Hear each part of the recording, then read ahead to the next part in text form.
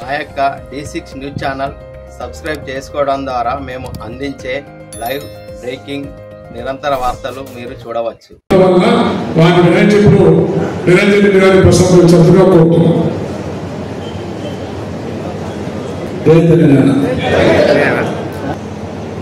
వాస్తవంగా ఈ రాజకీయ ఉపన్యాసాల కోసం ఉద్దేశించిన సభ కాదు.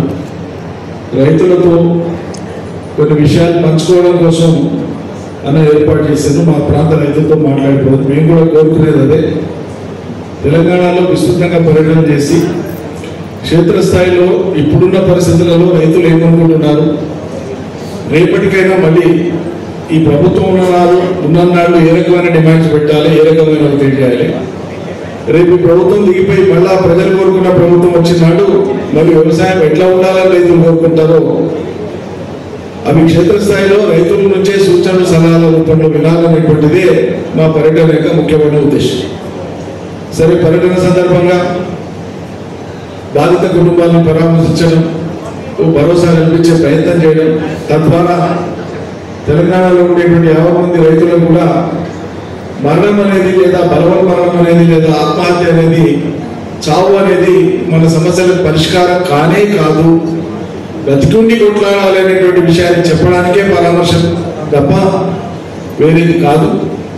అందుకే బాధిత కుటుంబాన్ని పోయి పిట్ల లింగన్న గారి కుటుంబాన్ని పోయి పరామర్శించిన మీరందరూ అక్కడే ఉన్నారు, చూసినారు, మీడియా మిత్రులు చూసినారు. చాలా బాధ అనిపించింది. మరణం ఏదైనా బాధనే, రైతు మరణం ఇంకా బాధ.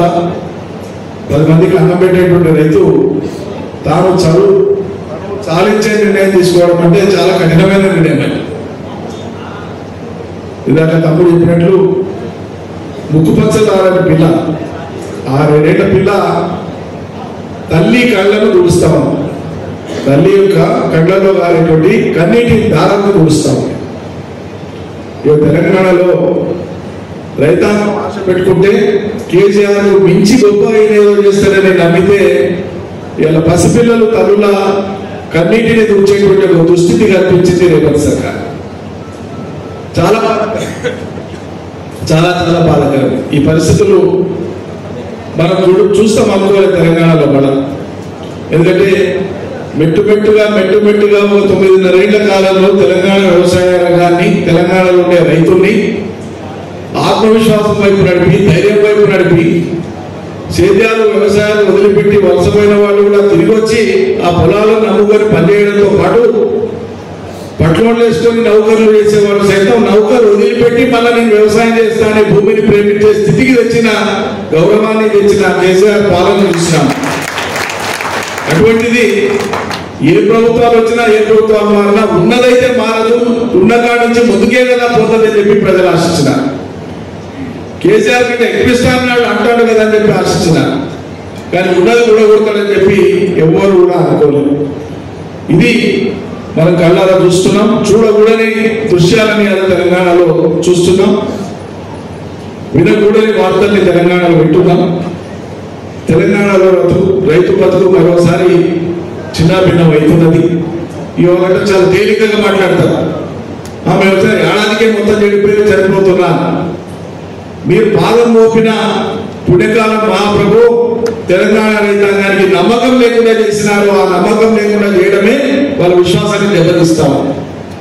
డిసెంబర్ 9వ తారీఖు పోయి ఉరుకాన్ని తెచ్చుకోండి, బ్యాంకులకు డిసెంబర్ 9కే ఇస్తారు 2 లక్షలు అంటే అప్పుడు ఏదో కూడా అప్పు చేసింది కదా, నీ మాట నమ్ముకోదు. ఆ అప్పేయాల 30 కూర్చున్నది కదా వాళ్ళ ప్రాణాలకు. ఇది నిజం కదా? ఈ బట్టబాలు కూర్చున్న కదా, దోకేబాలు కూర్చున్న కదా? రైతులకు కేసీఆర్ ఇచ్చేది పిచ్చం. నేను 15,000 ఇస్తాను, కౌలు రైతులకు ఇస్తాను, వ్యవసాయ కూలీలకు ఇస్తాను, ఇన్ని చెప్పి ఏడాది సాగదీసి 100 రోజుల్లో చేస్తాను ఆ పనులను. ఏడాది సాగదీసి ఏడాది తర్వాత సాగుకరుడు సలహా చెప్పినట్లు ఊరు లెక్క పెట్టి మొత్తం సర్వే చేస్తున్నామని చెప్పి అర్ధరాత్రికి పడిపోతుందని చెప్పి పంచపాండవుల లెక్కలేక మొత్తం రాష్ట్రంలో 12,991 గ్రామ పంచాయతీలు ఉంటే 600 గ్రామ పంచాయతీలకు ఇటువంటిగా అవి చిన్నవి లెక్క చూసుకొని అక్కడ మాత్రం ఇచ్చి ఇచ్చినామా అనిపించుకునేటువంటి ప్రయత్నం చేస్తున్నారు. తెలంగాణలో సామెత ఉంటుంది, సాలి సాలకుండా పెడితే లేదా పెట్టకుండా పెట్టినట్లు నటిస్తే దాన్ని ఏమంటారంటే వాడేందులో ఊరు మొత్తం మీద ఒక కోడి కోసి ఇంటికి ఒక రెక్క వంచినట్టు చేసిండు అంటారు. కోడి కోస్తే చుట్టానికి సరిపోయేటట్లు ఇంటికి సరిపోయేటట్లు మనకు వస్తే కోడి కోస్తుందంట. కానీ ఊరు మొత్తానికి కలిపి నేను కోడి కోసినాను బడాయి మాటలు మాట్లాడి పంచనికే ఏం పంచినావు అంటే నేను ఇంటికో రెక్క పంచినా అన్నాడంట. అట్లా ఇవాళ రైతు బంధు రాష్ట్రంలోని మండలానికి ఒక గ్రామం పేరున పంచినటువంటి రైతు బంధు ఊరికో కోడి ఇంటికో రెక్కలాగా తప్పిస్తే ఇది రైతుల ఆత్మవిశ్వాసాన్ని పెంచేదో రైతులను గౌరవించేటువంటి విధంగా ఇది లేదు, రైతాంగాన్ని అవమానపరిచేటట్లుగా ఇది ఉంది. ఈ అవమాన భారాన్ని తట్టుకోలేకుండా అవి మేము తప్పు చేస్తే బాగున్నదని చెడగొట్టుకొని ఇలా కష్టాలు పడుతున్నామైనటువంటి ఒక మనోవేదనతోన ఇలా తెలంగాణ రాష్ట్రంలో చూడకూడనటువంటి దృశ్యాలను మళ్ళా మనం చూడాల్సిన దుస్థితి ఏర్పడ్డది. మా పర్యటన ఖరారైంది, ప్రతి జిల్లాలో ఉన్నాయి. దాదాపు 416, 417 మరణాలు రిపోర్ట్ అయినాయి. మీడియా మిత్రులు రిపోర్ట్ చేశారు, పత్రికలలో వచ్చినాయి, టీవీలలో వచ్చినాయి, నమోదవుతున్నాయి. అన్ని కూడా అన్ని పోలేకపోయినా కనీసం జిల్లాలో 1-2 పోతే కొంత ధైర్యం వస్తుందని చెప్పి స్థానికంగా ఇక్కడి వాళ్ళక్కడ వాళ్ళు కలిగి వాళ్ళు కూడా పరామర్శకు పోతారని చెప్పి మేము కమిటీ తరఫున బయలుదేరినాం. ఓ చోట ఆదిలాబాద్ లో పోయి పరామర్శ చేసి 3 కుటుంబాలని పరామర్శించి నిజామాబాద్ వస్తుంటే మొన్న నిజామాబాద్ చేరేలోపలే మళ్ళీ ఇంకో ఆత్మహత్య రిపోర్ట్ అయింది. మేము విపరీతంగా ఖరారు చేసుకున్నాం, నిన్న మొన్న ఖరారు చేసుకున్నాం. పర్యటన వస్తున్నాం, ఇలా బయలుదేరి వచ్చినాం. పేపర్స్ వస్తే నిన్న రసమై బాలకిషన్ తమ్ముడు ఆయన నియోజకవర్గంలో ఇల్లంత కుంటలో ఊరి పేరు నర్సకపల్లి కదా, నర్సకపల్లి అనేటువంటి గ్రామంలో ఒక రైతు కౌలు రైతు, ఆయన భూమి కౌలు చేసుకున్నాడు. కౌలు రైతు కూడా రైతు బంధు ఇస్తాడు కదా ముఖ్యమంత్రి. అప్పులబాధ భరించలేక ఆయన రైతు బంధు రాలే, ఆయన ఆత్మహత్య చేసుకున్నాడు. శ్రీనివాస్ అనుకుంటే ఆయన పేరు, శ్రీనివాస్ అనేటువంటి రైతు ఆత్మహత్య చేసుకున్నాడు. పోతాం మళ్ళీ ఇళ్ళతో కూడా పోయినప్పుడు ఆ రైతు కూడా పరామర్శిస్తాం. అంటే ఇది ఆగిపోవాలని మనం కోరుకుంటున్నాం. కానీ దురదృష్టవశాత్తు ఇవి కొనసాగుతున్నాయి, కొనసాగవద్దని మనం కోరుకుందాం. విజ్ఞప్తి చేద్దాం మీడియా ద్వారా, మీ ద్వారా తెలంగాణ రైతాంగానికి చేతులు జోడించి ప్రార్థించి ధైర్యం వీడకండి, మరణం పరిష్కారం కాదు అని చెప్పి వినమ్రంగా వేడుకుంటున్నాం.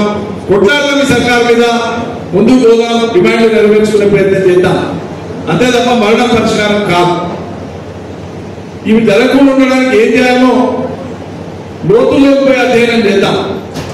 నేను మీకు కొన్ని విషయాలను, మీరు రైతులు కాబట్టి మీతో పంచుకుంటే ఇప్పటికిప్పుడు తక్షణం కాకపోయినా రేపైనా సరే మీరు రాతపూర్వకంగా పేపర్ మీద పెట్టి పంపొచ్చు, వాట్సాప్ లో పంపొచ్చు. మీ సూచనలు తెలియజేస్తే అవి రేపు రైతు కమిషన్ గా మనం ఇచ్చేటువంటి రిపోర్ట్లో అవి చోటు చేసుకుంటాయి, ప్రభుత్వాన్ని ఆలోచింపజేస్తాయని నమ్ముతున్నాం. లేదంటే రేపు మళ్ళీ మనం సర్కారుకు వచ్చినట్లయినా ఇవాళ ఏం చెప్పినామో రేపు మనం అమలు చేయాలి. అటువంటి విధానాన్ని రూపొందించడానికి ఏదో ప్రాతిపదిక కావాలని చెప్పి మేము ఆలోచిస్తాం. అందుకోసమే రైతాంగం నుంచి సూచనలు సలహా తీసుకుంటున్నాం, వ్యవసాయ కూలీల నుంచి సూచనలు సలహా తీసుకుంటున్నాం. 2-3 విషయాలు ముఖ్యమైనవి, గంభీరమైనవి మీ దృష్టిలో పెట్టాలి. తెలంగాణ రాష్ట్ర ఏర్పాటు అనేటువంటిదే రైతు కేంద్రంగా ఆలోచన చేసేటువంటిది. రైతు ఉద్యమమే బలిదశ తెలంగాణ ఉద్యమానికి ఒక కేంద్ర బిందువు. చితికిపోయిన తెలంగాణ వ్యవసాయము, తెలంగాణ బతుకులు, తద్వారా చితికిపోయిన మొత్తం తెలంగాణ సమాజమే కేంద్ర బిందువుగా కేసీఆర్ గారు ఆనాడు ఉద్యమం ప్రారంభించింది. మీ అందరికీ తెలుసు, నేను ఆ చరిత్రలో పోను. అంటే తెలంగాణ రాష్ట్రం వస్తే ఈ రాష్ట్రంలో ఉండేటువంటి ప్రజానీకం ఎక్కువ మంది వ్యవసాయాల మీద ఆధారపడే వాళ్ళు, వ్యవసాయం మీద ఆధారపడిన ఇతర వృత్తులు దాదాపు 60% మించి ఆనాడు 2014 కంటే ముందు 2001-2002 ప్రాంతంలో 60% మించిన జనం వ్యవసాయం మీద ఆధారపడి బతికేవాడు. కానీ కాలానుగుణంగా చాలా మంది వ్యవసాయాలు నడవక, నీళ్లు లేక, కరెంటు కష్టాలు, ప్రభుత్వాల ప్రోత్సాహం లేక, పండిన పంటలకు గిట్టుబాటు ధరలు లేక వ్యవసాయాలను పక్కన పెట్టేసి, పడవ పెట్టేసి కరువు కాటకాలతో తలడిల్లినటువంటి రైతులు, కూలీలు చాలా మంది ప్రతి జిల్లాలో వలసపోయేవాడు. అది మీ అందరికీ తెలుసు. ఈ ప్రాంతం నుంచి కూడా విరివిగా దుబాయ్ పోయేటువంటి రైతులు ఉంటారు, గల్ఫ్ పోయేటువంటి రైతులు ఉంటారు, ఉండేవాడు. ఇప్పుడు అవి తగ్గిందే. అయితే ఆనాడు ఉండేటువంటి పరిస్థితులలో ఎందుకు రైతాంగం భూములు ఇచ్చిపెట్టిపోతున్నారు? చిన్న సన్నకారు రైతులే కాదు, 10 ఎకరాలు 20 ఎకరాలు 30 ఎకరాల భూమి ఉండేటువంటి రైతులు కూడా గ్రామాలు వదిలిపెట్టిపోయి వ్యవసాయాలు వదిలిపెట్టిపోయి వేరే వృత్తులు చేసుకొని బతికేటువంటి స్థితి ఎందుకు వచ్చింది? వీటన్నిటి మీద లోతుగా అధ్యయనం చేశాకనే తెలంగాణ రాష్ట్రం ఒక స్వరాష్ట్రం అయితే, పరిపాలన మనదైతే, ఇక్కడ ఉండేటువంటి వనరులను సద్వినియోగం చేసుకుంటే ఇవాళ మనం తినే కంట్రోల్ బియ్యం ఆనాటి పరిస్థితి చెప్పేది. ఆనాడు ప్రజలు తింటున్న కంట్రోల్ బియ్యమో ప్రభుత్వాలు ఉచితంగానో దానమో ఇస్తున్నామని గొప్పలు చెప్పుకొని ఓట్లు అడిగేటువంటి స్కీమ్లో ఆ పంటలు మన దగ్గర కూడా పండుతాయి, తెలంగాణలో ఇంకా ఎక్కువ పండుతాయి. కానీ పండకపోవడానికి కారణం మన కరెంటు లేక, మనకు నీళ్ళు లేక, మనల్ని అవస్థలు పెట్టి అక్కడ పండే పంటల మీద మనల్ని ఆధారపడ్డట్టు చేస్తున్నారు తప్పిస్తే మన బతుకు స్థిరపడ్డట్టు చేస్తలేదని చెప్పి తెలంగాణ వ్యవసాయం బాగుపడితేనే తెలంగాణ ప్రజలు బాగుపడతారు, అప్పుడే తెలంగాణ రాష్ట్రం అభివృద్ధి అవుతుంది. అందుకే తెలంగాణ మన రాష్ట్రం మనకు కావాలని మనం కొట్లాడాం. దాని వెనుక ఉన్నదని అనుకున్నట్లుగానే రాష్ట్రం వచ్చింది. రాష్ట్రాన్ని సాధించిన నాయకుడిగా కేసీఆర్ గారికి ప్రజలు 2 సార్లు అవకాశం ఇచ్చిన చాలా సందర్భాల్లో ఉద్యమం నడిచేటువంటి రోజులలో ప్రభుత్వం వచ్చినాక కాదని చెప్పేది. తెలంగాణ ఉద్యమం జరిగేటువంటి రోజుల్లోనే ఆయన జరిపినటువంటి సుదీర్ఘ మంతనాలు, చర్చలు, వివిధ రంగాలకు సంబంధించిన నిపుణులతోన, సాగునీటి రంగ నిపుణులు కావచ్చు, విద్యుత్ రంగ నిపుణులు కావచ్చు, వ్యవసాయ రంగ నిపుణులు కావచ్చు, పారిశ్రామిక రంగ నిపుణులు కావచ్చు, చేనేత, బొగ్గుగని లాంటి సాంప్రదాయ పరిశ్రమల నిపుణులు కావచ్చు, అనేక మందితో అనేక సార్లు అనేక మంతనాలు చేశారు. ఏ రంగంలో ఏ రకమైనటువంటి మార్పులు తీసుకురావడం ద్వారా రేపటి భవిష్యత్ తెలంగాణ మనం స్థిరపరచగలం, రూపొందించగలం. దానికి పునాదే ఆ రకమైన ఆలోచనతోనే రాష్ట్రం వచ్చిన వెనువెంటనే కుదుర్కొని పనిచేయాలంటే ముందు ఈ వ్యవసాయ రంగాన్ని బాగు చేస్తే 2.5 కోట్ల మంది ప్రజల బతుకు స్థిరపడుతుంది. మొత్తం జనాభా రాష్ట్రం వచ్చినాడు 2.5 కోట్లు, ఇలా 4 కోట్లు ఇటువంటి అయింది. కాబట్టి 2.5 కోట్ల జనాభా వ్యవసాయం మీద ఆధారపడే వాళ్ళు వాళ్ళ బతుకులో ఒక మోతాదుకు వస్తే పరిశ్రమలు కానీ, సాఫ్ట్వేర్ కానీ, ప్రభుత్వ ఉద్యోగులు కానీ, ప్రైవేట్ ఉద్యోగులు కానీ, చిరు మధ్యతరగతి పెద్ద వ్యాపారులు కానీ, వాళ్ళ మీద ఆధారపడిన సంస్థలు కానీ వాటి బతుకుదేరుకు డోకా ఉండదు అని చెప్పి ఒక పథకం ప్రకారంగా, పద్ధతి ప్రకారంగా వ్యవసాయ రంగానికి ప్రాధాన్యత ఇచ్చినారు. ఆ ప్రాధాన్యత ఇవ్వబట్టే, సరైనటువంటి నిధులు కేటాయించబట్టే చిన్న నీటి పారుదల ఆనాటి చెరువులు, గుంటల పునరుద్ధరణ కానీ, కొత్త ప్రాజెక్టులను చేపట్టడం కానీ, పాత ప్రాజెక్టులను పూర్తి చేయడం కానీ, రైతులు ఎక్కడ ఇబ్బంది పడుతున్నారు అనేటువంటిది ఆయన ఆలోచన చేసి గతంలో ఈ దేశంలో చాలా కమిటీలు ఏర్పాటైనాయి, చాలా కమిషన్లు ఏర్పాటైనాయి. స్వామినాథన్ కమిటీ, జయంతి ఘోష్ కమిటీ, అనేక కమిటీలు ఆయా రాష్ట్రాల స్థాయిలో ఏర్పడ్డాయి, దేశ స్థాయిలో ఏర్పడ్డాయి. అనేక కమిటీలు, అనేక రిపోర్టులు, అనేక సిఫారసులు కేంద్ర రాష్ట్ర ప్రభుత్వాలకు చేసినాయి. కానీ ఏ ఒక్క కమిషన్ కూడా, నేను అధికారికంగా చెప్తున్నా కదా, అథెంటిక్ గా చెప్తున్నా, భారతదేశంలో రైతుల బాగు కోసం, వ్యవసాయ రంగ బాగు కోసం ఏర్పడినటువంటి ఏ ఒక్క కమిటీ కూడా రైతులకు నేరుగా లబ్ధి జరిగేటువంటి రైతు బంధు లాంటి పథకాన్ని ఇవ్వాలని ఎవ్వరికి ఆలోచన రాలే, ఏ కమిటీ కూడా చెప్పలే. వ్యవసాయ రంగ మూలాల్లో పోయినటువంటి కేసీఆర్ అంత బాగుంది. మనం రికార్డులను సెట్ చేస్తున్నాం. రైతాంగాన్ని ఈ పానీలు రాసే కానిచ్చి, రికార్డుల కానిచ్చి, రీసెర్చ్ అయ్యి మార్పులు చేతులే కానిచ్చి, భౌతికల అమలే కానిచ్చి, వారసత్వం అమలే కానిచ్చి, ఈ వ్యవస్థ పీల్చుకొని తినకుండా రికార్డులను శుద్ధి చేద్దామని రికార్డుల శుద్ధీకరణ చేయించిన. రికార్డుల శుద్ధీకరణ చేయించిన తర్వాత కరెంటు ఉచితంగా రైతాంగానికి 24 గంటల కరెంట్ అనౌన్స్ చేసి 2018 జనవరి 1కి వెళ్ళి ప్రారంభించినాడు. అంతకంటే ముందు ఈ టైంకి ఇస్తామంటే ఆ టైంకి ఇచ్చి కరెంటు కష్టాలు లేకుండా చేసినారు. ఇప్పటికీ ఇంకా రైతు దేనికి ఇబ్బంది పడుతున్నాడు ఆలోచన చేసి తనే చాలా మందితో మాట్లాడాడు. ఏమేమి ఇబ్బంది ఉంటుంది, తొలకరి వచ్చిందంటే రైతు సన్నాహకం ఏముంటుంది, తయారీ ఏముంటుంది, ఎక్కడ రైతు ఆగిపోతాడు, అన్ని అధ్యయనం చేసి అన్ని పరిశీలించి వ్యవసాయ శాస్త్రవేత్తలకు కూడా రానటువంటి ఒక ఆలోచన భారతదేశంలో ఇప్పటిదాకా ఎవరు చేయని ఆలోచన నేరుగా రైతుకు లబ్ధి చేకూరేటువంటి లేదా సహాయం చేయగలిగేటువంటి ఒక రైతు బంధు పథకాన్ని తీసుకొచ్చినటువంటి ఒక మహనీయుడు కేసీఆర్. ఏదో ఊరికే రైతుల పైసలు వచ్చేది కాదు, ఒకటిగా అకౌంట్లో చేతులు దుప్పుకునేది కాదు. దాని వెనుక ఉన్న తాత్వికత ఎంత గొప్పది. మనం ఎవరి మరణాలను కోరుకోవద్దు. నాగరిక సమాజం, నాగరికుడైన మనిషి శత్రువు యొక్క మరణాన్ని కూడా కోరుకోవద్దు, అది మానవత్వం. కానీ కొన్ని మన చర్చ కోసం, మన అవగాహన కోసం కొన్ని మాట్లాడుకోవాల్సి వస్తుంది. తప్పుగా ఎవరు అనుకోకండి. ఇలా వ్యవసాయ రంగం ఉంది. వ్యవసాయ రంగం మీద ఆధారపడే సీడ్ కంపెనీలు ఉంటాయి. వ్యవసాయ రంగం మీద ఆధారపడే ఫర్టిలైజర్ కంపెనీలు ఉంటాయి. వ్యవసాయ రంగం మీద ఆధారపడే పెస్టిసైడ్ కంపెనీలు ఉంటాయి. వ్యవసాయ రంగం మీద ఆధారపడే పరికరాలు తయారు చేసే ఉంటాయి. అవి ట్రాక్టర్లు కావచ్చు, వాటి పరికరాలు కావచ్చు, స్ప్రేయర్లు కావచ్చు, ఇంకేమైనా కావచ్చు.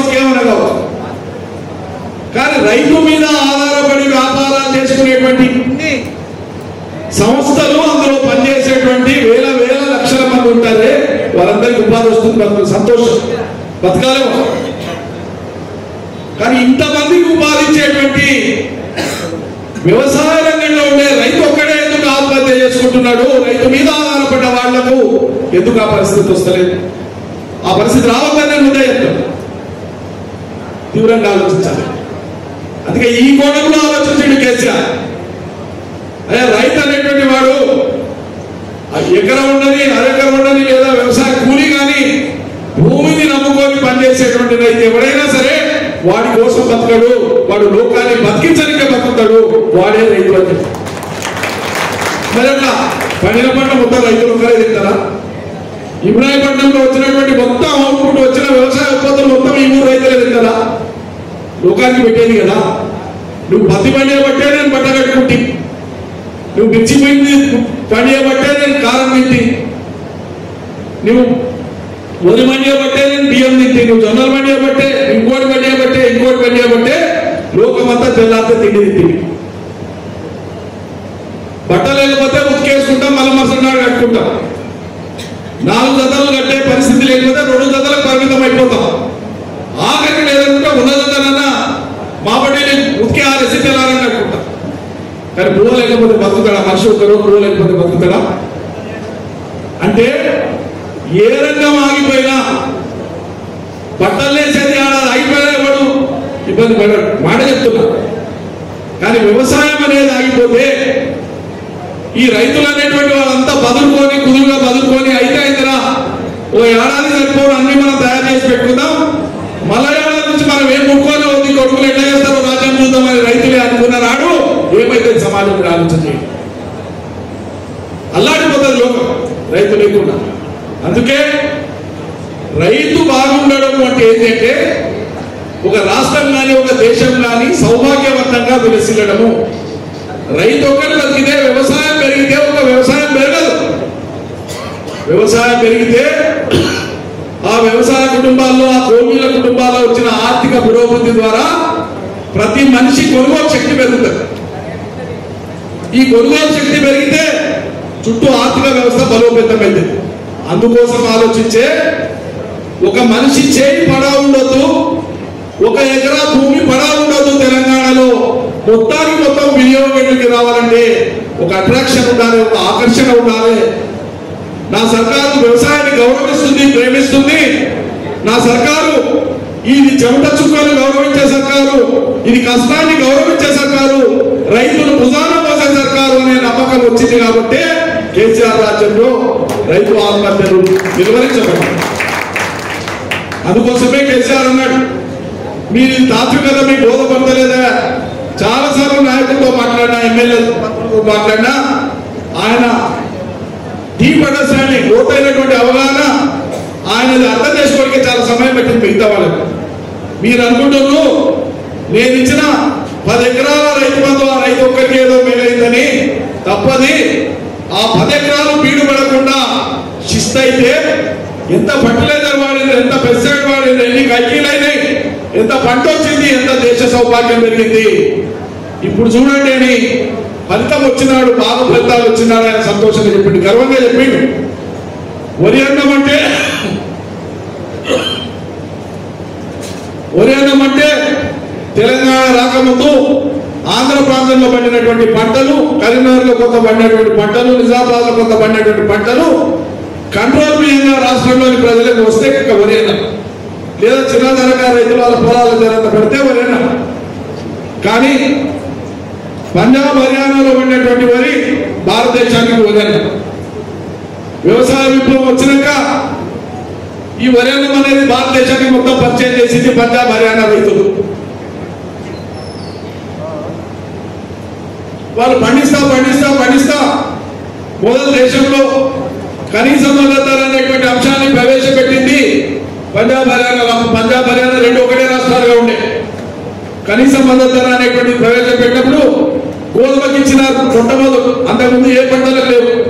గోధుమ తర్వాత వరికి స్టార్ట్ చేసిన అది కూడా ఒక పంజాబ్ హర్యానా రాష్ట్రంలోనే. ఆ తర్వాత మెల్లిమెల్లిగా దేశంలోని ఇతర ప్రాంతాలకు వ్యవసాయ విప్లవం విజయవంతం అయ్యే కొద్దీ కనీస మద్దతు ధరల యొక్క పట్టిక పెరుగుతూ పోయింది, ఐటమ్స్ పెరుగుతూ పోయినాయి. ఇలా 28-29 వ్యవసాయ ఉత్పత్తులకు కనీస మద్దతు ధర కేంద్రం ప్రకటించేటువంటి స్థితి ఉంది. ప్రకటించిందంతా రైతులకు వస్తుందా లేదా అని రెండో ప్రశ్న. కానీ మద్దతు ధర విధానం వచ్చింది. ఆ విధంగా పంజాబ్ హర్యానాలో ఒక్క పంజాబ్ హర్యానాకే పరిమితమై కొన్ని ఏళ్ల పాటు రైతాంగానికి ఉచితాలు ఇవ్వబట్టి, సబ్సిడీలు ఇవ్వబట్టి, అనేక రకాల ప్రోత్సాహకాలు ఇవ్వబట్టి పంజాబ్ అనేటువంటి రాష్ట్రం భారతదేశంలో ఒక్క సంవత్సరానికి 2 కోట్ల పైచిలకు టన్నుల వరి పండించేటువంటి స్థాయికి ఎదిగింది. కానీ అదే తెలంగాణ, ఎక్కిరించబడిన తెలంగాణ, మీకేం వ్యవసాయం తెలుసు అని ఎక్కిరించబడిన తెలంగాణ, మీకు సేద్యం చేయడానికి వస్తుందా అని చెప్పి మనల్ని ఎగతాలు చేసిన, మీ దగ్గర పంటలు పంటాయా, వరి మీ దగ్గర పంటదా అని ఎగతాలు చేసిన. కానీ తెలంగాణలో కేసీఆర్ నాయకత్వంలో ఒక్క సంవత్సరం 2 పంటలు కలిపి 2021-22 సంవత్సరంలో 22-23 3 కోట్ల టన్నుల వరి ధాన్యాన్ని పండించి రికార్డుకి ఎక్కినటువంటిది తెలంగాణ వ్యవసాయం. ఈ వ్యవసాయ విజయాలన్నీ ఒక్కొక్కటి నమోదవుతూ ముందుకు పోయినా తలసరి తెలంగాణలో వానాకాలం కానీ యాసంగి కానీ ఒక రైతుకి ఎక్కువ, రైతు తక్కువ పడవచ్చు. కానీ యావరేజ్ తీస్తారు, స్టేట్ యావరేజ్ ఎన్ని ఎకరాలు ఇస్తాయింది, ఎన్ని కోట్ల టన్నులు ధాన్యం వచ్చింది లెక్క తీస్తే ఎకరాకి ఎంత అనేది సగటు వస్తుంది. ఈ సగటు తీస్తే ఆంధ్ర ప్రాంతంలో, నేను ఇంకో ప్రాంతాన్ని చిన్నగా మాట్లాడతలేను, కానీ వాళ్ళు ఆనాడు చెప్పిన అంకెలు ఎట్లా తప్పు చెప్పడానికి గుర్తు చేస్తున్న తెలంగాణ రైతాంగానికి. ఆ రోజు రాష్ట్ర విభజన కోసం జరుగుతున్నటువంటి వాదోపవాదాలు, చర్చలల్లా రాష్ట్రం విడిపోతే మీకే రాష్ట్రం అండి, కృష్ణా గోదావరి డెల్టాలు మావి, ఇక్కడ పండే ధాన్యం లేకపోతే మీకే ఇబ్బంది అవుతుందని కూడా మాట్లాడారు కొంతమంది మీద. కానీ గత 10 ఏళ్ల రికార్డు తీయండి. తలసరి ఉత్పత్తి, వ్యవసాయ ఉత్పత్తి 1 ఎకరాలో ఎన్ని క్వింటాలు వానకాలంలో వస్తుంది, యాసంగిలో వస్తుందో ఆంధ్ర ప్రాంతంలో తలసరి 1 ఎకరా మీద 14, 15, 16 క్వింటాల కంటే ఎక్కువ వస్తలేదు. మరి తెలంగాణలో ప్రభుత్వం నమోదు చేసినటువంటి తలసరే 27-28 క్వింటాలు వస్తాం. కొంతమంది రైతులు 30-40 సేవలు ఉన్నారు. దీనికి కారణం ఏంటంటే, నిజమైన కారణం మనది అనువైన భూమి. వ్యవసాయం భూమి ఎప్పుడు కూడా ఎత్తులు పొలాలు ఉండాలి, గాలించడానికి అనువుగా ఉండాలి, కొండలు గుంతలు ఉండాలి. ఆ కొండకాడనే వ్యవసాయం బాగా జరుగుతుంది. కేవలం బలంగా ఉన్నటువంటి చోట ఉండే ప్రమాదం ఏంటంటే నీళ్లు పారడమే తప్ప కింది పోవడం ఉండదు. అందుకని ఆ భూమి క్షారం పెరుగుతుంది. దాన్ని సెలినిటీ అంటారు ఇంగ్లీష్లో, శాస్త్రవేత్తలు చెప్తారు. భూమిలో ఆమ్ల శాతం పెరిగినాక, క్షార శాతం పెరిగినాక పంట దిగుబడి రాదు. ఇలా ఆంధ్ర ప్రాంతంలో ఉండేటువంటి డెల్టా ప్రాంతాలకు ఉండే, డెల్టా భూములకు ఉండే 30 దాన్ని వాళ్ళు పరిష్కారం చేసుకోవాలి. ఆ ప్రాంత ప్రజలు కూడా బాగుండాలి, ఆ రైతులు కూడా బాగుండాలి, మంచిగా బతకాలి.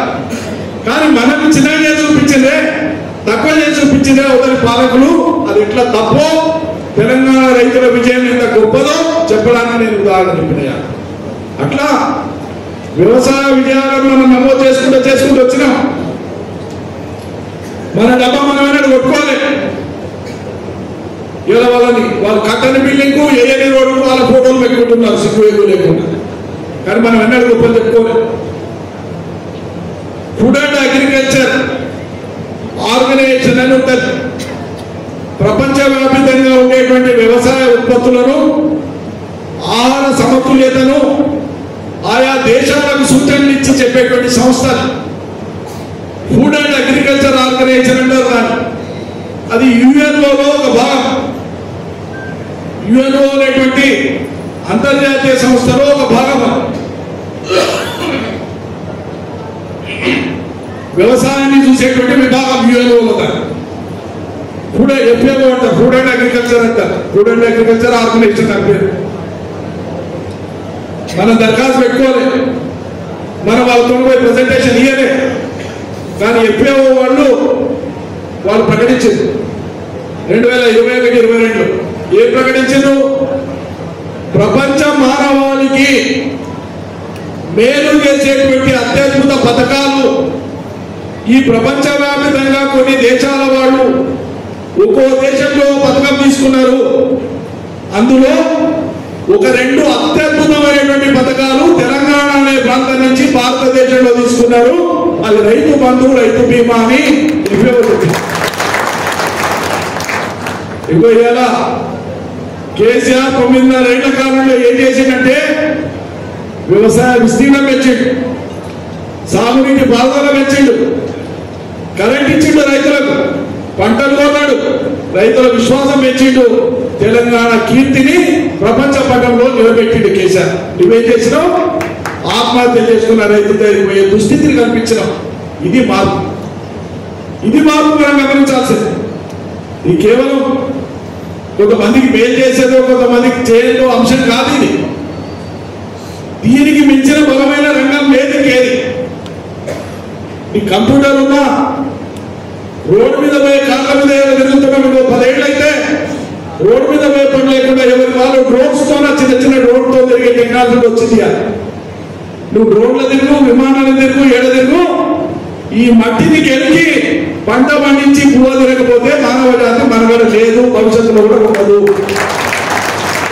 కాబట్టి ఏ నాటికైనా వ్యవసాయం ఉండాల్సిందే, రైతు అనేవాడు ఉంటాడు. నేను మారచ్చు, నేను వకీలైనా, నేను ఇంకోటైనా భూమిని నేను ఇచ్చిపెట్టి రావచ్చు. కానీ భూమిని నా ఎంబడి తీసుకపోలేదు. అక్కడ ఇంకోటి తయారైతే ఆ భూమిని చేసుకుంటాను. నేను అమ్మినా, పుత్తకిచ్చినా, ఇంకేం చేసినా భూమి ఖాళీ ఉండదు. ఎప్పుడు భూమి ఖాళీ ఉంటే మనం అంతా భూమిలో పోయినట్లే. ఇక మానవాళ్ళంతా భూమి కప్పేస్తే తప్ప వ్యవసాయం ఆగదు. కాబట్టి అంత మహారాశంతో ఉన్నటువంటిది, అంత ఉత్కృష్టమైంది, అంత గొప్పది వృత్తి. ఈ వృత్తిని గౌరవించి కొత్త వాళ్ళు కూడా, చదువుకున్న వాళ్ళు కూడా ఈ వృత్తిని చేపట్టాలన్న ఆసక్తిని కల్పించింది మనమైతే. ఉన్న సేద్యాన్ని వదిలిపెట్టి మళ్ళా కనుకోదామా, మళ్ళా వలస పోదామా అనే దుస్థితిని తెచ్చింది ఇలా కాంగ్రెస్ సర్కార్. ఒక్కరికైనా పట్టింపు ఉందా అండి? రాష్ట్ర ప్రభుత్వంలో ఒక్కరికైనా పట్టింపు ఉందా? ముఖ్యమంత్రికి ఉందా? మంత్రులకు ఉందా? అసలు ఏం జరుగుతుంది చూసే నాదుడు ఎవడన్నాడా? ఎవరేం మాట్లాడతారో తెలియదు. వ్యవసాయానికి సంబంధం లేని మంత్రి మాట్లాడతాడు. నువ్వు రైతు బంధు అడితే చెప్పుతూ ఉన్నారు ఒకడంటాడు, నీ పరిస్థితారు ఒకడంటాడు. రైతులు మాట్లాడతాడు. ఏం అహంకారం ఇది? మీరు ఎక్కడ ధైర్యం ఇచ్చింది రైతులకు? భూమిని నమ్ముకొని రైతులను పెంచింది కేసీఆర్ సర్కార్. భూములను అమ్ముకొని రైతుల్ని వంచింది ఇలా కాంగ్రెస్ సర్కార్. ఇది గుర్తుపెట్టుకో. వ్యాపార దృక్పథం ఉన్న వాళ్ళే రాజ్యం వెళ్తున్నారు తప్ప రైతు కాంక్ష ఉన్నవాళ్ళు, ఈ ప్రజలు బాగుపడాలనేటువంటి వాళ్లకు ఇప్పుడు ఉన్నటువంటి పాలకులకు ఆ కాంక్ష అనేది మనసులో ఎక్కడో లేదు. చెల్లిస్తారండి ఉంటే. అరే ఒకటి కాదు, 2 కాదు, ఇవి జరుగుతున్నాయి. పోయినంతకాలం మంది తిట్టుడైనా మనం ఏమైనా చేయాలి కదా, ఏం చేద్దామని కదలికి ఉండాలి కదా.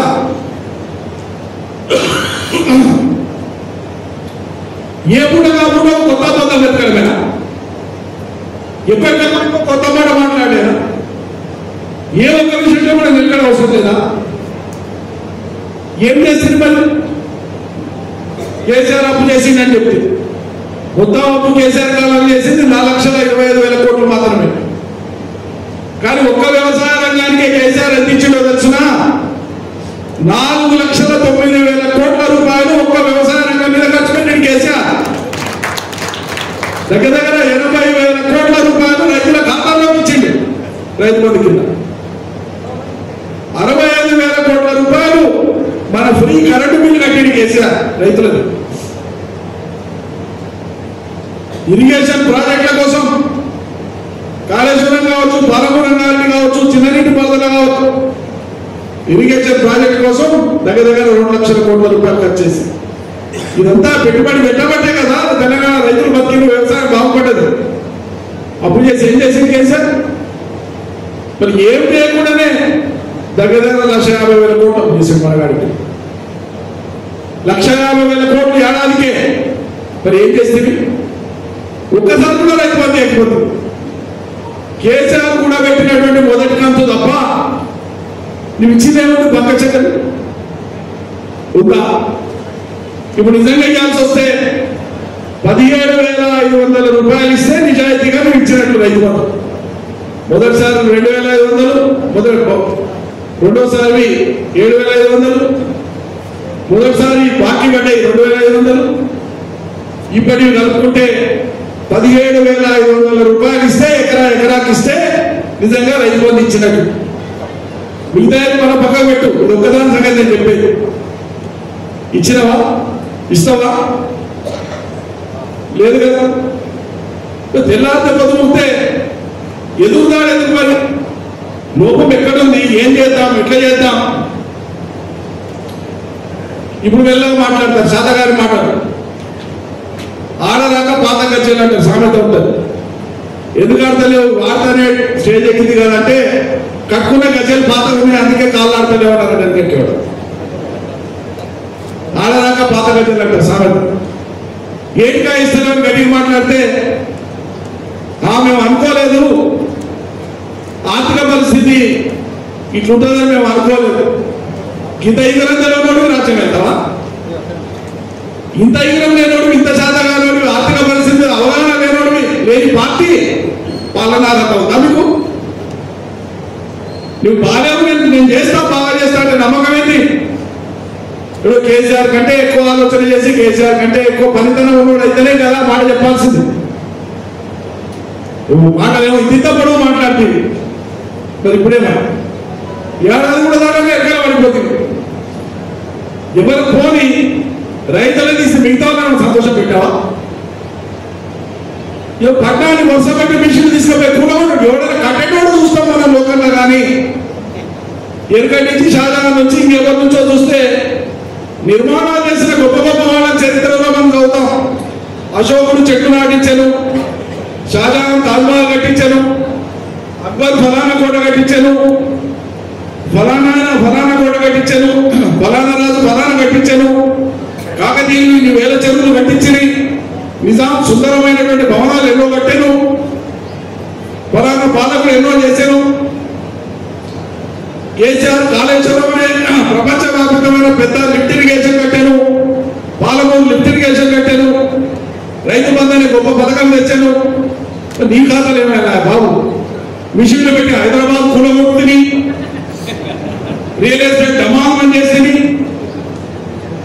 బతుకుదేరు లేకుండా చేసింది ప్రజలకు. ఇలా నిర్మాణాత్మకంగా గత 10 ఏళ్ల ప్రభుత్వం ఏం చేసిందనేది పక్కన పెట్టి నీవేం చేస్తావు, నీకేం చేతనేది, ఏం మంచి చేస్తావో చేసి ప్రజల చేత ఇవి మంచి చేసి కానీ అనిపించుకోమంటున్నాం. అది చెప్తే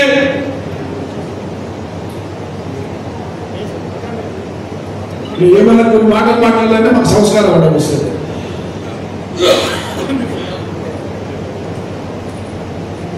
అందరితో నేను చేసే విజ్ఞప్తి ఒకటే, నేను మాట్లాడేది నా మాట కాదు. ఇప్పుడు నేను మాట్లాడిన మాటలన్నీ నా ఒక్కరివి కాదు.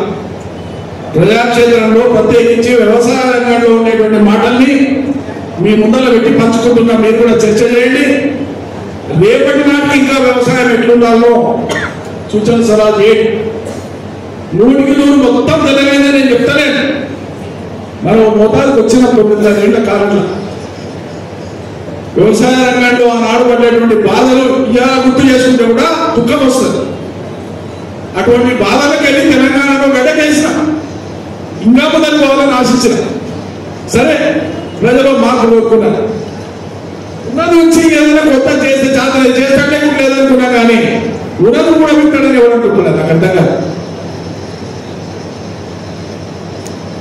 రేపటికైనా